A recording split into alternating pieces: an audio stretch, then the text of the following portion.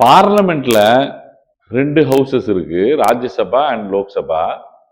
இந்த ராஜ்யசபா லோக்சபால பில்லு எங்கேயாவது ஒரு இடத்துல இனிஷியேட்டிவ் ஆச்சுன்னா, ராஜ்யசபா வந்து ஒரு பர்மனன்ட் ஹவுஸ்ன்றதுனால அந்த பில்லு பாஸ் பண்ணி அமிச்சாலும் அதுக்கு வந்து ஒரு விதமாக லேப்ஸ்ன்ற ஒரு வார்த்தையை பயன்படுத்த முடியாது. ஏன்னா இட்ஸ் எ பெர்மனன்ட் ஹவுஸ். புரியுதுங்களா உங்களுக்கு? ஆனால் லோக்சபால ஒரு பில்லு பாஸ் ஆயிடுச்சு. ஆனா அந்த பிஃபோர் அது வந்து கோயிங் டு தி ராஜ்யசபா, அது லோக்சபால பாஸ் ஆன பில்லு, அதோட தலையெழுத்து என்ன? ஒருவேளை அந்த ஆட்சி கலந்துருச்சுன்னா, அந்த ஒரு கவர்மெண்ட் வந்து டிசால்வ் ஆயிடுச்சுன்னா, அந்த ஒரு ஸ்டேட் அசம்பிளியோ இல்லைன்னா அந்த லோக்சபாவை டிசல்யூஷன் கலைஞ்சு போச்சுன்னா என்ன? அதோட தலையெழுத்து என்ன அப்படின்னு கேட்டீங்கன்னா, நான் உங்களுக்கு அட்ஜார்ன்மெண்ட் அப்போ ஒன்றும் ஆகாதுன்னு சொன்னேன். அட்ஜார்ன்மெண்ட் சினடே அப்போ ஒன்றும் ஆகாதுன்னு சொன்னேன். ப்ரொரோக் பண்ணா எதுவும் ஆகாதுன்னு சொன்னேன். ஆனா டிசல்யூஷன் ஆனா எல்லா பில்லும் என்ன ஆகும்னு சொன்னேன்?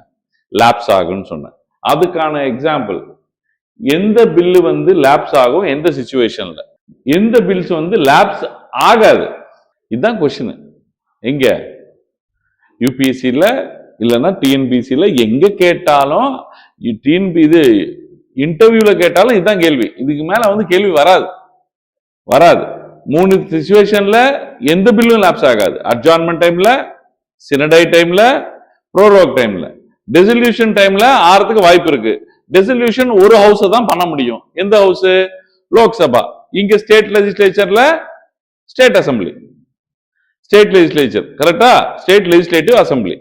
சோ இங்க நான் வந்து எந்த பில்லு லேப்ஸ் ஆகும், எந்த சிச்சுவேஷன்ல அப்படின்றத மட்டும் நீங்க வந்து டிசல்யூஷன் டைம்ல நான் வச்சுக்கிட்டீங்கன்னா போதுமானது. மிச்ச எல்லாருமே நாட் லேப்ஸ் தான். நான் வச்சுக்க வேணாம். எப்பெல்லாம் பில்லு லேப்ஸ் ஆகாது அப்படின்றது ஞாபகம் வச்சுக்க வேணாம். ஏன்னா அந்த கேட்டகரி பெருசு. அட்ஜார்ன்மெண்ட் சினடை, அட்ஜார்ன்மெண்ட் ரெண்டுமே ஸ்பீக்கரு, ப்ரோரோக் ப்ரோரோகேஷன் பிரசிடென்ட், இன்னொன்னு டிசல்யூஷன். கரெக்டா? டெசல்யூஷன் டைம்ல ஒரு சிச்சுவேஷன்ல தான் லேப்ஸ் ஆகும். மிச்ச எல்லா சிச்சுவேஷன்லயும் லேப்ஸ் ஆகாது அப்படின்ற மாதிரி நான் வந்து டேபிள் போட்டிருக்கேன். கரெக்டா? இப்போ லேப்ஸ் ஆகாத சிச்சுவேஷன்ஸ் தான் அதிகமா இருக்கு. லேப்ஸ் ஆகிற சிச்சுவேஷனை விட கன்ஃபியூஷன். சோ நம்ம எந்த டைம்ல லேப்ஸ் ஆகணும் மட்டும் நம்ம படிச்சு ஞாபகம் வச்சுக்கிட்டா, மிச்சம் எந்த ஆப்ஷன் வந்தாலும் நம்ம என்ன பண்ணி விட்டுருவோம்? டிக் பண்ணி விட்டுருவோம். புரியுதுங்களா உங்களுக்கு? கன்ஃபியூஷன். ஓகே. பில் பெண்டிங் இந்த லோக்சபா லேப்சஸ் எப்போ? பில் பெண்டிங் இந்த லோக்சபா அப்படின்னா என்ன அர்த்தம்? சார் நான் வந்து லோக்சபால தான் சார் அந்த பில்லை இன்ட்ரடியூஸ் பண்ணேன், இன்னும் ராஜ்யசபால அந்த பில்லு என்னன்னே தெரியாது சார். நான் லோக்சபால தான் அந்த பில்லை இன்ட்ரடியூஸ் பண்ணேன், இன்னும் ராஜ்யசபால அது வந்து அந்த பில்லை பத்தி யாருக்குமே தெரியாது சார் அப்படின்னா, அந்த லோக்சபா கலைஞ்சா ஒண்ணுமே ஆரம்பிக்கலாமா? பாஸ் கூட பண்ணல. அப்ப அதோட தலைவெழுத்து என்ன ஆகும்? தலைவெழுத்து டிசால்வ் ஆயிடுச்சு கவர்மெண்ட். ஆட்டோமேட்டிக்கா ரொம்ப சீப்பானது இது. இதுக்கு நம்ம தப்பு பண்ணவே கூடாது. ரொம்ப சீப்பான ஒரு கான்செப்ட் இது. ரொம்ப காஸ்ட்லியான கான்செப்ட் இல்ல. அவன் வந்து அட்லீஸ்ட் லோக்சபால பாஸ் பண்ணியிருந்தா, அவன் அந்த பில்ல பாஸ் பண்ணியிருந்தா அப்ப கூட அதை பத்தி பயங்கரமா யோசிக்க வாய்ப்பு இருக்கு. ஒண்ணுமே பாஸ்ன்ற சப்ஜெக்டுக்கே இங்க வழி இல்லை. ஆரம்பிக்கப்பட்டிருக்கு. ஃபர்ஸ்ட் ரீடிங் செகண்ட் ரீடிங் ஏதாவது முடிஞ்சிருக்கும், அவ்வளவுதான் தவிர வேற எதுவுமே வந்து ப்ராசஸே இல்லை. இன்ட்ரடியூஸ் மட்டும்தான் பண்ணிருக்கலாம். புரியுதுங்களா? டிஸ்கஷன் நடந்துட்டு இருக்கலாம். இன்னொரு சிச்சுவேஷன், ராஜ்யசபால பாஸ் ஆகி எங்க வந்திருக்கு? லோக்சபால வந்து இன்னும் pending. Whether originating in Lok Sabha are transmitted to it by the Rajya Sabha. இந்த கான்செப்டை நான் சொல்லல. ரெண்டாவது கான்செப்ட் இங்க என்ன சொல்லியிருக்கு?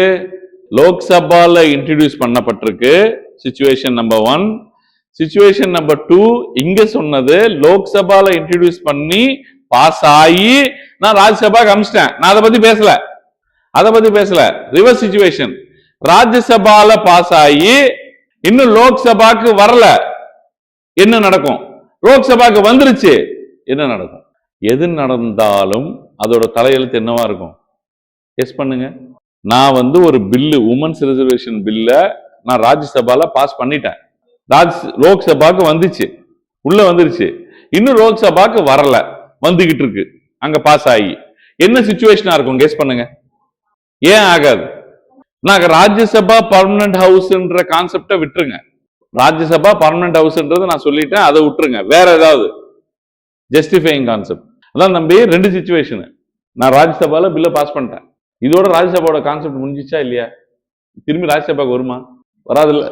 இனிமேட்டு இதோட தலையெழுத்து வந்து ராஜ்யசபால பாஸ் ஆகி உட்கார்ந்தா இன்னும் லோக்சபாக்கு நான் டிரான்ஸ்மிட் பண்ணல அப்படின்னா 100% அது லாப்ஸ் ஆகாது.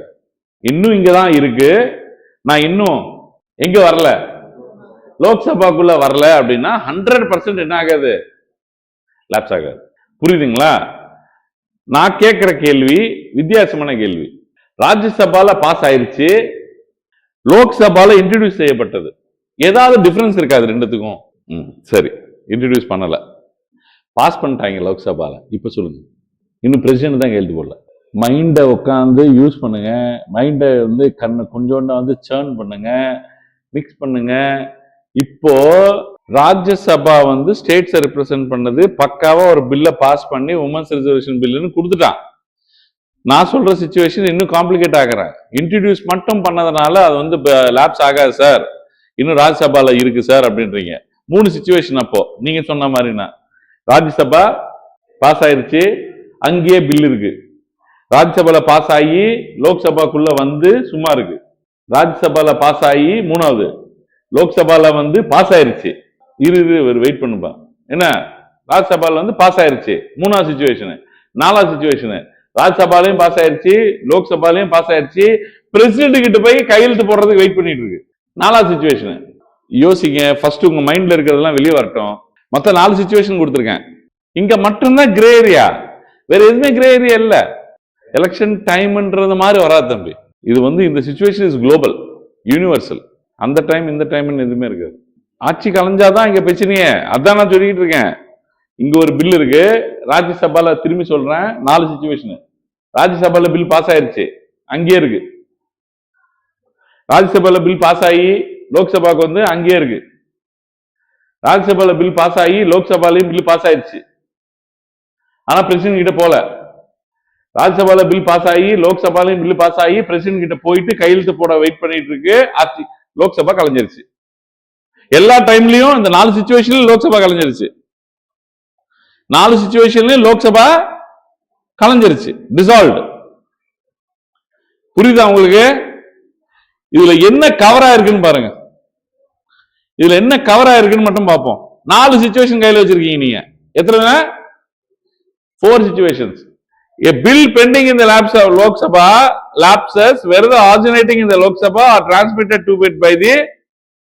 அப்ப நான் ரெண்டாவது கண்டிஷன், பில் பெண்டிங் தான் சொன்னான், பாஸ் பண்ணலாம்னு சொல்லல. பில் பெண்டிங் இந்த லோக்சபானா என்ன அர்த்தம்? ரெண்டாவது சிச்சுவேஷன், ராஜ்யசபால பாஸ் ஆகி லோக்சபாக்குள்ள வந்து வெயிட் பண்ணிட்டு இருக்கு. அது என்ன ஆகுது? லாப்ஸ். ஏன்னா இந்த மிடில் ஆஃப் தி சப்ஜெக்ட்ல இருக்கிறதுனால. சோ 4 சிச்சுவேஷன்ல 1 கிளாரிட்டி வந்துருச்சு. 4 சிச்சுவேஷன்ல 1 கிளாரிட்டி வந்துருச்சு. என்ன கிளாரிட்டி? ராஜ்யசபால அது பர்மனன்ட் ஹவுஸா இருந்தாலும் அங்க ஒரு பில்லு பாஸ் பண்ணி நீ லோக்சபா கொண்டு வந்தா, லோக்சபா கலைஞ்சா, லோக்சபால அது இன்னும் பாஸ் பண்ணாம பெண்டிங்ல இருந்தா, மேட்ரு டிஸ்கஷன்ல இருந்தா, அந்த பில்லு பாஸ் ஆகும், எப்பவுமே சட்டமா மாறாது. புரிஞ்சிச்சு? புரிஞ்சிச்சு? இன்னும் 3 சிச்சுவேஷன் இருக்கு. ராஜ்யசபால பாஸ் ஆகி அங்கேயே கிடக்கிறது, இன்னும் இன்ட்ரோடியூஸ் பண்ணல. எங்க? லோக்சபால. இன்னொன்னு, ராஜ்யசபால பாஸ் பண்ணி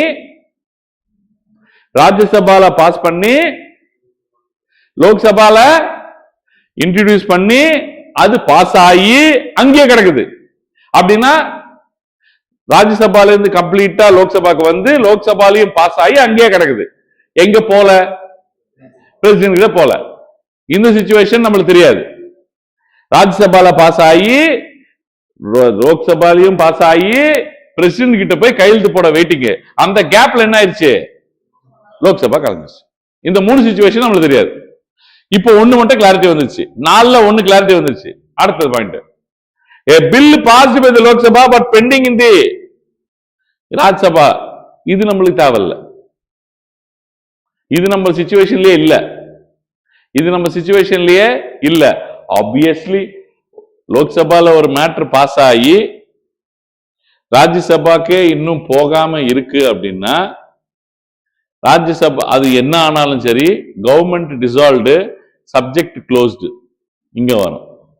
A bill not passed by the two houses and if the president has notified the holding, ரெண்டு இடத்துலயும் பாஸ் ஆகல, இது எப்படி லாப்ஸ் ஆகும்?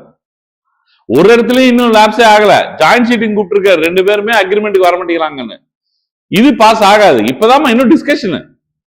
ஆப்வியஸ்லி இது நீங்க தப்பு பண்ண மாட்டீங்க, ஏன்னா ரெண்டு இடத்துலயும் பாஸ் ஆகல. பில் பெண்டிங் இந்த Rajya Sabha but not passed by the அப்படின்னு என்ன அர்த்தம்? எப்பா ராஜ்யசபால இப்பதான் இன்ட்ரோடியூஸே பண்ணி டிஸ்கஸ் பண்ணிட்டு இருக்காங்க. அது வந்து பர்மனன்ட் ஹவுஸ்பா. லோக்சபால அதை பத்தி என்னன்னே தெரியாது. நல்லா புரியுதா? லோக்சபால அது என்னன்னு தெரியாது. ராஜ்யசபால பர்மனன்ட் ஹவுஸ்ல ஏதோ டிஸ்கஷன் நடந்துட்டு இருக்கு. அங்க அது கலைஞ்சா என்ன, கலையிலனா என்ன? Bill passed by both the houses but pending assent of the president. எந்த situation? Fourth situation. Second situation clear ஆயிடுச்சு. இப்ப ஃபோர்த் சிச்சுவேஷன் கிளியர் ஆயிடுச்சு. செகண்ட் சிச்சுவேஷன் என்ன சார்? ராஜ்யசபால பாஸ் ஆகி நான் லோக்சபாக்குள்ள வந்து அந்த மேட்டர் பெண்டிங்கா இருந்தா அது லாப்ஸ். இப்ப ஃபோர்த் சிச்சுவேஷன் என்ன?